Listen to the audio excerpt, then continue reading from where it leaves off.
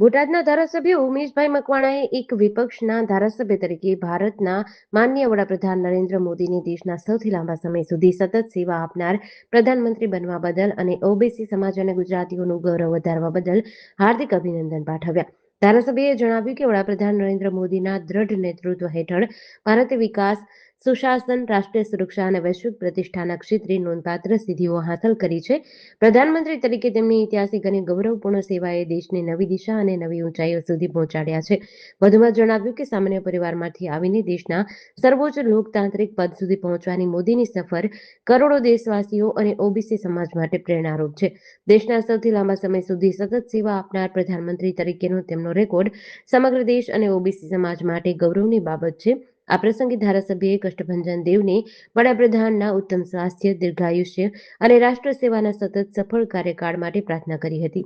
આજે આપણા ગુજરાતીઓ માટે એક ગૌરવનું ક્ષણ છે, ગૌરવનો દિવસ છે. એટલે કે આપણા ગુજરાતના પનોતા પુત્ર, આપણા દેશના પ્રધાનમંત્રી માનનીય નરેન્દ્રભાઈ મોદી સાહેબે આજે સતત 12 વર્ષ એટલે કે 4399 દિવસ પ્રધાનમંત્રી તરીકે દેશની સેવા આપી છે. તે બદલ એક વિપક્ષના ધારાસભ્ય તરીકે અને મારી બોટાદની જનતા વતી હું એમને અભિનંદન પાઠવું છું કે જેણે સતત 12 વર્ષ સુધી દેશની સેવા કરી છે અને સાથોસાથ આપણા ગુજરાતના ઓબીસી સમાજનું એક દેશ લેવલે નહીં પણ વિદેશમાં પણ નામ મોટું કર્યું છે. તે બદલ માનનીય પ્રધાનમંત્રી, આપણા દેશના યશસ્વી પ્રધાનમંત્રી માનનીય નરેન્દ્રભાઈને આજે તકે અભિનંદન પાઠવું છું અને આવનારા સમયમાં પણ દેશની સેવા કરતા રહે અને એમનું સ્વાસ્થ્ય સારું રહે તે માટે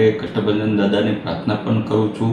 અને જે રીતના તમે જોયું છે કે સતત 12 વર્ષ એટલે કે 4399 દિવસ સુધી એક પણ પ્રધાનમંત્રી દેશની સેવા નથી કરી. આની પહેલાં પણ જવાહરલાલ નહેરુજી હોય એને પણ તમે જોયું છે કે 4397 દિવસ દેશની સેવા કરી છે. માનનીય ઇન્દિરા ગાંધીજીએ પણ 4077 દિવસ દેશની સેવા કરી છે. ડૉક્ટર મનમોહનસિંહજીએ પણ 3656 દિવસ દેશના પ્રધાનમંત્રી તરીકેની સેવા આપી ચૂક્યા છે. દરેક પ્રધાનમંત્રીએ પોતપોતાનું યોગદાન દેશની આગળ વધવા માટે આપ્યું છે.